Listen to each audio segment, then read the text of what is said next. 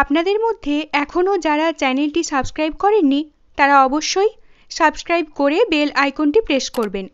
আপনাদের লাইক ও সাবস্ক্রাইব আমাকে উৎসাহ যোগায় নতুন ভিডিও চ্যানেলে আনার জন্য। সাগিয়ার নিকট নূতন শাস্ত্র শিক্ষা।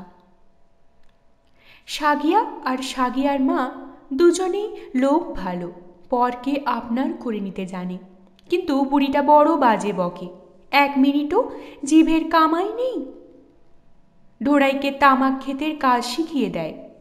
এই এমনি করে উপরের পাতা আলগোছে হালকা হাতে ছিঁড়বি, জঙ্গল নিড়িয়ে এইখানে জড়ো করবি, একটি মুথোর ডগা গজালে পাশের পাতা নষ্ট হয়ে যায়, এমনি আদুরে দুলাল গাছ তামাকের। আগে মুথো ছিল না খেতে। গত বছর যখন কুশি স্নানে গিয়েছিলুম তখন হাঁড়ির বাচ্চাগুলো শুয়োর চড়িয়েছিল খেতে। আর যাবে কোথায়? সেই থেকে মুথোয় ভরে গিয়েছে ক্ষেত। ও বেলা একবার আমাদের আধিয়াদারগুলো কি করেছে না করেছে দেখে আসিস। তোর ছেলেপিলে কি? একটা মিথ্যা কথা ঢাকতে অজস্র মিথ্যা কথা বলতে হয়। তাদমাটুলির বাইরের জীবনে এত মুশকিলও থাকতে পারে তা ঢোড়াই আগে কল্পনাও করতে পারেনি।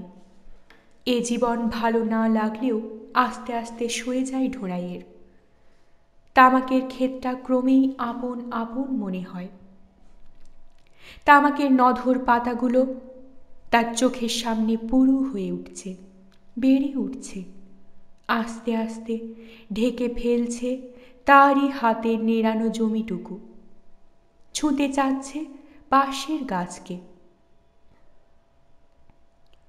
পৌষ মাসে একদিন শিলাবৃষ্টি হয়ে অর্ধেক পাতা ছিঁড়ে চিরুনির মতো দেখতে হয়েছিল। সেদিন সাগিয়া আর সাগিয়ার মার সঙ্গে ঢোড়াইও এসে মাথায় হাত দিয়ে বসেছিল ভিজে ঠান্ডা ক্ষেতের মধ্যে। মন বদলাচ্ছে তার, বিষকিন্দার জিনিসের ওপর মায়া বসেছে। অথচ এই সেদিন তাদমাটুলিতে শিলাবৃষ্টি হলে তারা আনন্দে হাততালি দিয়ে উঠেছে। ভাঙ, মট মট করে ভাঙ, খাপড়া বাবু ভাইয়াদের বাড়ির। সাগিয়াদের মুখের দিকে ঢোড়াই তাকাতে পারেনি সেদিন সংকোচে। সাগিয়াই প্রথম কথা বলে, বাড়িতে ব্যবহারের তামাক হবে ক্ষণ, ওই ছেঁড়া পাতাগুলো দিয়ে। সাগিয়াই উল্টে ঢোড়াইকে সান্ত্বনা দিতে চায়। ঢোড়াইয়েরও এটা অস্বাভাবিক মনে হয় না।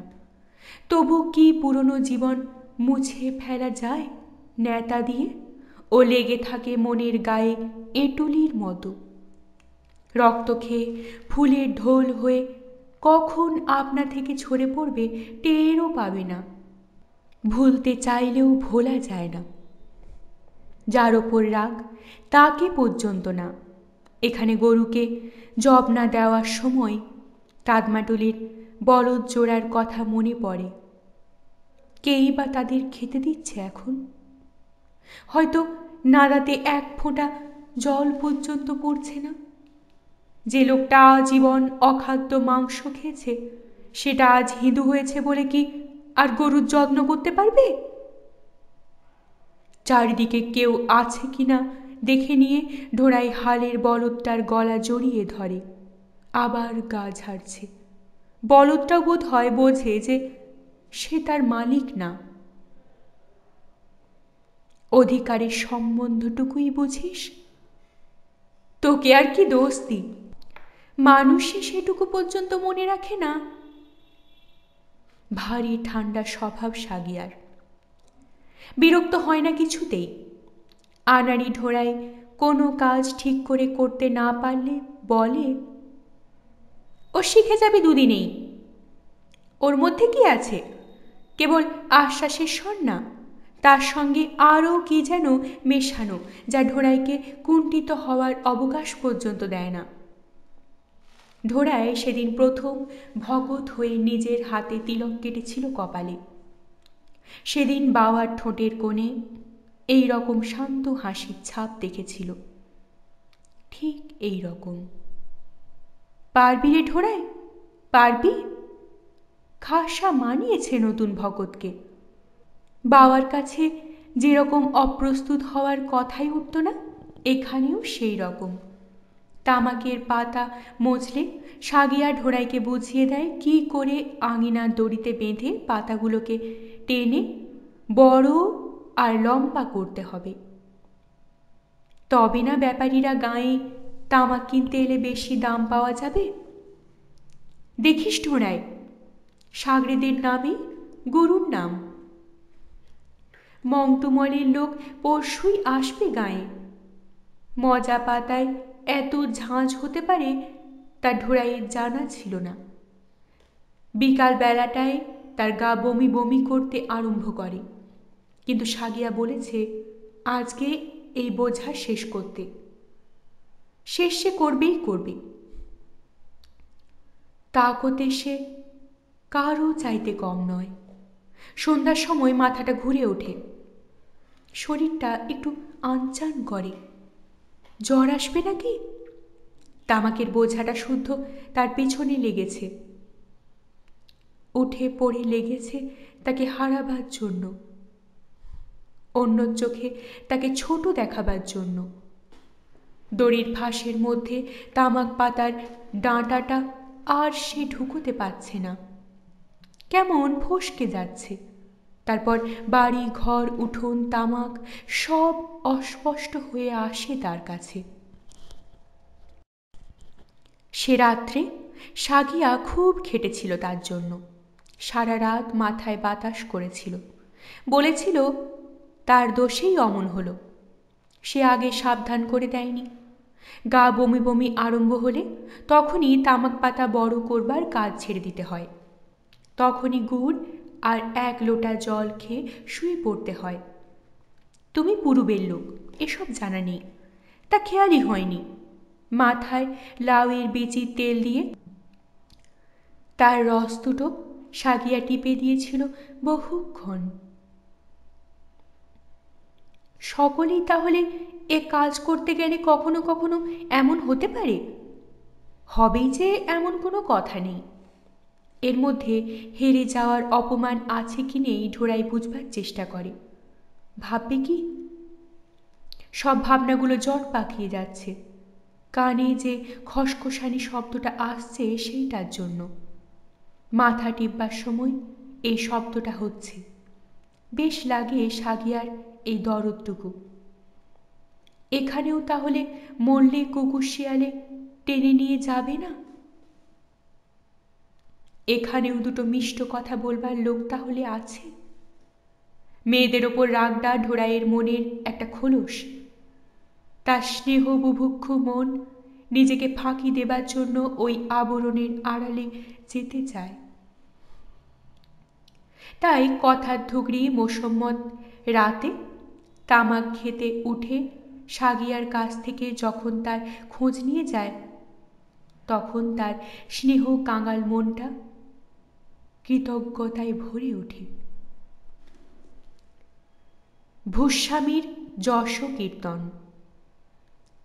বাবু সাহেবের মনটা আজ খুব খারাপ আছে। আজ তার আর একটা দাঁত পড়েছে। মাত্র 3-4টে তো অবশিষ্ট ছিল, তাও পড়ল কিনা পাঁপড় ভাজা খাওয়ার সময়। তার বয়স হয়ে আসছে, মরবার কথাটা মনে করতে ভয় ভয় করে। কত লোক 100 বছরও তো বাঁচে, হাতের শিরাগুলো বেরুলে কি হয়? এখনো যথেষ্ট তাকত আছে তার শরীরে। লোকে ভাবে যে তার লাঠির জোর কমেছে। সে বুঝেছে হাড়ির বেটা লুচিয়া চৌকিদার সেদিন কিছু মানে লাগাতে চায় না, গায়ের চৌকিদার হয়েছে বলে। এখান থেকে বসেই তিনি সেদিন দেখেন কি গাঁয়ের মধ্যে দিয়ে হাড়ির বেটা যাচ্ছে ঘোড়ায় চড়ে, রাজপুত্তুর বিজা সিংয়ের মতো। রামজির কৃপায় বাবু সাহেবের চোখের তেজ এখনো কমেনি, তাই না? এই দোতলা থেকেও দেখতে পেয়েছিলেন। বলে কি না দারোগা সাহেব খুব জলদি যেতে বলেছিল বলে গায়ের মধ্যে ঘোড়ায় চড়েছিলাম। শুধু আপাদ মস্তক জ্বলে গিয়েছিল বাবু সাহেবের। তিনি আজকাল ভজন পূরণ নিয়ে বেশি থাকেন। সংসারের কাজকর্ম দেখেন বড় ছেলে অনখী বাবু। তবু তিনি থাকতে পারেননি। গুনে 25 জুতো মেরেছিল অনখীবাবু লজুয়া চৌকিদারকে, আর 1 টাকা জরিমানা। ভেবেছিস কি পচা তেলি 900 আদুলি? এখনো বুঝলি? সরকার আমার ওপর নারাজ থাকলেও আমার ছোট ছেলে লাডলিবাবু ন্যাংটাগুলোর সঙ্গে জেলে গেলেও, বুঝলি? জরিমানার টাকাটা অবশ্যই তিনি নিজে নেননি। তিনি আর আজকাল ওই সব টাকা পয়সার ব্যাপারে থাকেন না। তার নিজের কামানো পয়সা থেকে ছেলেরা 4 খেতে দেয়, তাইতেই তিনি খুশি। জরিমানার টাকাটা নিয়েছিল তার বড় নাতি। তার নিজের ছেলে দুটো তো অপগণ্ড। বড় অনখীবাবু ভাং খেয়ে ঘুমোয়, আর ছোট লাডলিবাবু ন্যাংটাগুলোর সঙ্গে জেলে 36 জাতের এঁটো খায়। মাহাত্মাজির কাজ না ছাই। নাতিটার তবু বিষয় বুদ্ধি আছে এই বয়সেই। গায়ের লোকের কাছ থেকে জরিমানার পয়সা তুলে তাই দিয়ে আশা সোটা মগমলের বিছানা টিছানা আনিয়েছে। আশপাশের গায়ের বিয়ের মাইফেলের সময় ভাড়া দেয়। শরীরটাও ভালো, রাজপুতি ঠাট রাখতে পারবে। ওই তো নিচে মোষের নাদার কাছে বসে রয়েছে। মোষের বাচ্চাগুলোর শিং গজাবার সঙ্গে সঙ্গে ও রোজ সেগুলোকে নেড়ে নেড়ে দেয়, স্নানের আগে 1 ঘন্টা। তবে না ওগুলো মারকুটে হবে। গোপাষ্টমীর দিন শুয়োরের পেট ফুরবে শিং দিয়ে গুঁতিয়ে। রাজপুতের ছেলের এই তো চাই। এ নাতিটা তার গুণ পেয়েছে, বাপ কাকার মতো নয়। তাই এটাকে তিনি এত ভালোবাসেন। একে তিনি নিজের মনের মতো তৈরি করে যাবেন। এর মনের মধ্যে গেঁথে দিয়ে যাবেন দুনিয়াদারির অ আ ক খ। বাড়িয়ে দাও হাত, যত দূর পৌঁছায়। ওই লাঠি সমেত হাত। হাত গুটিয়ে বসে থেকো না কখনো। আলের মাটি কেটে এগিয়ে যাও একটু একটু করে। কচার ডালের খুঁটি নতুন করে সরিয়ে পোঁতো। জমির সীমানার বেড়া ক্রমে এগিয়ে নিয়ে যাও রাস্তার দিকে, নইলে পরে নিঃশ্বাস ফেলবার জায়গা পাবে না। আগে নেবে পবলিশের জমি, আস্তে আস্তে এগুবে যাতে কারো নজর না পড়ে প্রথমটায়। তবুও যদি পিঁমড়েগুলো কামড়ায় তাহলে বুঝিয়ে দিও যে তুমি রাজপুত। মঠের জমি, নিকাশের জমি, কুশির ধারের জমি, একদিনে নয়, আস্তে আস্তে। নদীর ধারে প্রথমে খেসারি কুর্থি ফেলতে আরম্ভ করো। প্রথম 2-1 বছর গরু চড়বে সেই জায়গায়, তারপর আস্তে আস্তে অন্যের গরু সেদিকে যাওয়া বন্ধ করে দাও। লাঠি নিয়ে দাঁড়াও। জমি হচ্ছে কদুর গাছের মতো। লাঠির ঠ্যাকনা ফেলে তবে লকলকে করে লতিয়ে ওঠে। বাকি সব পরে আসবে, আপনা থেকে আসবে। রশিদ, আঙুলের ছাপ, ফৌজদারি আদালত, দারোগা, হাকিম, কোনোটা ফেলনা নয়। যাক, এখন ছেলেদের সংসার। তারা জিজ্ঞাসা করলে সলা পরামর্শ না দিয়ে পারেন না, তাই একেবারে সব ছাড়তে পারেননি। কেউ কেঁদে কেটে এসে পড়লে অবশ্যই বলেন ছেলেদের কাছে যেতে তারাই মালিক। একটা মাত্র তার বাসনা আছে, রামজি পূর্ণ করবেন কিনা জানি না। এরপর ইচ্ছাগুলো যখন আসে তখন আর সুস্থির হতে দেয় না এক দণ্ডও। অন্য সব খুচরো আটপৌরে ইচ্ছাগুলোকে ডুবিয়ে মাথা চাড়া দিয়ে ওঠে। মনের মধ্যে একটা অস্বস্তি লেগেই থাকে। মাথা রুক্ষ থাকলে মাথার মধ্যেটা যেমন করে তেমনি। এর আগে যখনই তার এই রকম একটা কিছুর জন্য আকাঙ্ক্ষা হয়েছে, তখনই রামজি তার ওপর কৃপা দৃষ্টি করেছেন। জজ সাহেবের পাশে কুর্সিতে বসবার বাসনা তার রামজি পূরণ করেছিলেন। রান্নাঘর বাড়ির বাইরে আনবার আকাঙ্ক্ষা রামজি পূরণ করেছিলেন। সে বিশ্বাস তার নিজের ওপর আর রামজির ওপর ছিল। এবারে একটু অধৈর্য হয়ে পড়েছেন রামজির দেরি দেখে। লোচন সহস নরসুজ সুমেরু। হাজারটা চোখ থাকতেও কি তুমি সুমেরুর পর্বতটা পর্যন্ত দেখতে পাও না? এই যে এখান থেকে চোখের সম্মুখে সবুজ কালো রেখাটা দেখা যাচ্ছে আকাশের নিচে, ওটা পাখির ধারের বট অসত্যের সার। কোষখানেক দূরে হবে এখান থেকে ওই রাস্তা পর্যন্ত। এইটুকুনি তিনি এক চকে দেখে যেতে পান। নিজের দোরগড়া থেকে পাকিতে যেতে হলে যেন অন্যের জমির মধ্যে পা না দিতে হয়। নিজের জমির মধ্যে দিয়ে তার বলদের স্যাম্পনিটা চলেছেই। পথ শেষ হয়ই না। কারো খোসামত করবার, মুখের দিকে তাকাবার দরকার নেই। দুপাশের ক্ষেত থেকে নিজের আধিয়াদার হাল চালানো থামিয়ে বন্দেগি করছে, এ কথা ভাবতেও আনন্দ। রামজি তার ইচ্ছা পূরণ করে এনেছেন। এখন মধ্যে পড়েছে কেবল 2-4 টুকরো ছিটে ফোটা টুকরো জমি,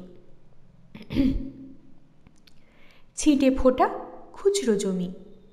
তারই মধ্যে আছে মোসম্মতের জমি। এগুলোকে দেখতে বড় খারাপ লাগে, তেতো হয়ে ওঠে মনটা। তার সেই আগেকার যুগ ভাববার কিছুই ছিল না। চারিপাশে বিরাট সমুদ্র ও 2 ফোঁটা গণ্ডূষের জলকে হুশ করে টেনে নিত পেটের ভেতর। আজকাল দিনকাল হয়ে আসছে এই রকম। সত্যি কথা নিজের কাছে স্বীকার করতে কষ্ট নেই, লাঠির জোরও কমেছে।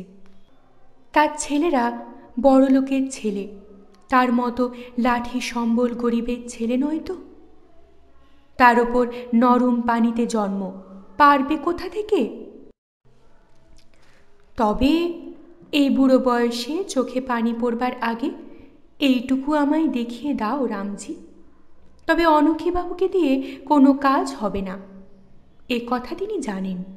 কাল বলতে এসেছিল যে লাডলিবাবুর যে 300 টাকা জরিমানা হয়েছে, তাইতে হাকিম আমাদের গরুর গাড়ি ট্রাক করবার হুকুম দিয়েছেন।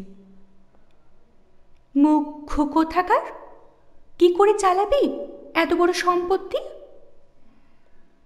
এজমানি সম্পত্তি একজনের জরিমানা উসুল করবার জন্য ক্র্যাক করলেই হলো। এই তো ঘটে বুদ্ধি। সিঁড়িতে একটা পায়ের শব্দ শুনতে পাওয়া যাচ্ছে। অনকিবাবু বোধ হয় আসছে। আবার আর একটা কিছু জিজ্ঞাসা করতে, ওহ না, ঘরবালি। উল্কিতে ভরা হাতটা প্রথমে নজর পড়ে। আবার কি মতলবে? বয়স হওয়ার পর আজকাল কিছুদিন থেকে বাবু সাহেব ঘরবালিকে একটু শ্রদ্ধা ও প্রশংসার চোখে দেখতে আরম্ভ করেছেন, বোধহয় পুত্রবধূদের সঙ্গে তার তুলনা করে। ঘরবালি চিরকালের অভ্যাস মতে প্রত্যহ স্নানের আগে বাবু সাহেবের পুরনো লাঠিখানাতে তেল দিয়ে রাখে। সে জানে যে লাঠি আর সতীন, কিন্তু ও সতীনে কোদল করে না। লাঠি তো নয়, লক্ষ্মী আটকে রাখবার হুড়কো। ও একা হাতে একদিন সব করেছে, আর আজকাল ওর ছেলের বউরা নিজের পানটা পর্যন্ত সেজে খায় না। রান্নাবাড়ির কথা ছেড়েই দাও, ওসব পার তো বাড়ির বাইরে চলে গিয়েছে আজকাল। এলাচ লবঙ্গ চাইতে নয় তো। কালই 8টা এলাচ দিয়েছি, বাড়ির মেয়েদের হাতে যাতে এক পয়সাও না যায়, সে বিষয়ে এ অঞ্চলের গেরস্থদের সজাগ দৃষ্টি আছে। এলাচ লবঙ্গটা পর্যন্ত বাড়ির কর্তা বৈঠকখানায় তালা বন্ধ রাখেন। বাবু সাহেব ঠিকই ভেবেছেন, গিন্নি এসেছেন আবার এলাচ চাইতে। ইচ্ছে হয় জিজ্ঞাসা করেন, কালকের অতগুলো এলাচের কি হলো? না, ওর নিজেরই এটা খেয়াল হওয়া উচিত। তা যখন হয়নি তখন আর এসব নিয়ে খিচখিচ করতে ভালো লাগে না। একটা প্রশান্ত উদারতার ভাব দেখিয়ে তিনি খড়মজোড়া পায়ে দেন। বৈঠকখানার গা আলমারির চাবি খুলে এলাচ বার করে এনে দিতে হবে। বেশি দিলেও একদিন চলে, আবার কম দিলেও ওই একদিনই চলে। চিরকাল তিনি ওই দেখে আসছেন। তবে বেশি দেওয়ার দরকার কি? আর যখনই বলবে তখনই চাই, একেবারে ঘোড়ার পিঠে সওয়ার হয়ে আসে। 1 মিনিট দেরি হলে চলবে না। এর থেকে বাঁচিয়ে বাঁচিয়ে আবার সাউজির দোকানে বিক্রি হচ্ছে না তো? গত বছর খুব বার করেছিল নাতিটা, তার ঠাকুমার বালিশ কেটে 17টা টাকা। কোথা থেকে কি করে যে লুকিয়ে গোলার ধান বেচে দেয় মেয়েরা, বুঝবার জো নেই। গিধরের উপদ্রব। এই বুড়ো শকুনের নজর থেকে নিজের জমিটুকু বাঁচানোর জন্যই মোসম্মতের দরকার ছিল একজন বেটা ছেলের। সেই জন্যই সে এতদিন ঝুঁকে ছিল গিধর মণ্ডলের দিকে। সাগিয়া কিন্তু দেওরের সঙ্গে সাঙ্গা করতে রাজি নয়। রাজি হই বা কি করে? এক পাল নেন্ডি গেন্ডিওয়ালা সতীনের ঘর কে আর সাধে করতে চায়? আর যখন তার বাড়িতে দুমুঠো খাওয়ার সংস্থান আছে। মেয়ে মানুষের স্বাভাবিক বৈষয়িক বুদ্ধিতে মোসম্মত বোঝে যে ঢোড়াই লোকটা খাঁটি, বিশ্বাস করা যায় ওকে। পয়সার খাঁই নেই একেবারে। হাতে করে কিছু দিলে খাবে, না দিলে খাবে না। গিধর মণ্ডলের মতো রামায়ণ পড়তে না জানুক, তাহলেও রামায়ণ বেশ মুখস্থ। আপন করে রাখতে পারলে টিকবে। কথাবার্তায় মনে হয় তীরথ করবার দিকে ঝোঁক, আবার পালিয়ে টালিয়ে না যায়। আর নিজেরও ইচ্ছে একবার অযোধ্যাজি সেরে আসে। আর কতদিন বা বাঁচবে? আর এই পোড়া কপালি মেয়েটাকেও একবার গয়াজিতে নিয়ে যাওয়া দরকার। মরা জামাইটার একটা সদ্গতি করাতে হবে। তার জন্য 1-8 বিঘা জমি যদি বিক্রিও করতে হয় তাহলেও ক্ষতি নেই। গতবার এ কথা গিধর মণ্ডলের কাছে তুলতেই সে চোটে লাল। বলে কি না, মেয়ের দেওয়া পিণ্ডি তুমিই নিও হাত পেতে গয়াজিতে। জমি বিক্রি করার কথাটা তার মনোপুত হয়নি। লজ্জায় ঘেন্নায় মাথা কাটা গিয়েছিল মোসম্মতের। মেয়েকে সাঙ্গা করার আগেই এই আর একটু শিখলেই ঢোড়াইটা পারবে মোসম্মতের জমি জিরেত ভালো করে দেখতে। এবার আদিয়ারদের কাছ থেকে ফসল ভালোই পেয়েছে মোসম্মত। পাবে না? এতদিন গিধর মণ্ডলই ছিল মালিক। মোসম্মত জানে যে গিধরের হাতের তেলই আটা মাখানো। টাকা কড়ি ফসল তার হাত দিয়ে যা কিছু যায় আসে, কিছুটা অংশ তার হাতেই লেগে থাকে। 2-10 বোঝা ধান কোন বছর না পৌঁছতো তার বাড়িতে সাঁঝের আঁধারের পর? বাঙালি ব্যাপারীদের কাছ থেকে পাওয়া তামাক বেচা টাকাটাও গিধরের হাত দিয়েই আসত। রাগে গিধর মণ্ডলের নিজের হাত কামড়াতে ইচ্ছা হয়। বেশি সাবধান হতে গিয়ে সে গাঁয়ের বাইরের লোককে এনে ঢুকিয়েছিল মোসম্মতের বাড়ির চাকরিতে। দেখতে হাবাগোবা বলেই মনে হয়েছিল তখন। ভাবতেই পারেনি যে ওটার পেটে পেটে এত শয়তানি। দুটো অওরাতকে 3 মাসের মধ্যে একেবারে হাতের মুঠোর মধ্যে করে নিল। কোথাকার না কোথাকার একটা পরদেশি ছোঁড়া। মোসম্মতের আর তাকে আগের মতো আমলি দিতে চায় না আজকাল। গিয়ে পড়লে এসেছ, বেশ। বসেছ, তাও বেশ। এমনি একটা ভাব দেখায়, এ কি খাল কেটে কুমির আনলো সে? এর একটা কিছু বিহিত করতে হবে। সেদিন ভোরে মোসম্মতের বাড়ির সম্মুখে ঢোড়ায় মোসম্মত, সাগিয়া আরও একজন প্রতিবেশী আগুন পোয়াচ্ছে। পাশের বাড়ির ন্যাংটা ছেলেটা আগুনের ওপর হুমড়ি খেয়ে পড়েছে, তবু ঠক ঠক করে কাঁপছে। ছেলেটা আগুনে একটা রাঙা আলু দিয়েছে পোড়াতে। ঢোড়াই তাকে খেপাচ্ছে, ওরে তোর দিদিমার মাথায় ধবল হয়েছে। আর সাগিয়ার মা সকলে হেসে উঠছে ছেলেটার রাগ দেখে। কি, কার দিদিমার ধবল হয়েছে? গিধর মণ্ডলের গলা না এত ভোরে? মোসম্মতের আগুনের ধারের একটি ঘাসের বিড়ে চাপড় মেরে পরিষ্কার করে দেয় গিধরের বসবার জন্য। কোথা থেকে? কোথা থেকে আবার? ক্ষেত থেকে। নিত্য ক্ষেতি দুসরে গাই। ক্ষেত দেখতে হয় রোজ, আর গরু একদিন অন্তর একদিন। কথাগুলো শুনতেই কিছু না, কথাগুলো শুনতে কিছুই না, কিন্তু সবাই বোঝে রোজ কথাটার ওপর জোরটা। গিধর মণ্ডল খোঁচা দিয়ে বলতে চায় যে তোমাদের ক্ষেত খামারের দেখাশুনো ঠিক হচ্ছে না, অথচ কেউই ধরা পড়তে চায় না গিধরের কাছে। মোসম্মত ভাবে ঢোড়াই বোধ হয় বুঝতে পারেনি।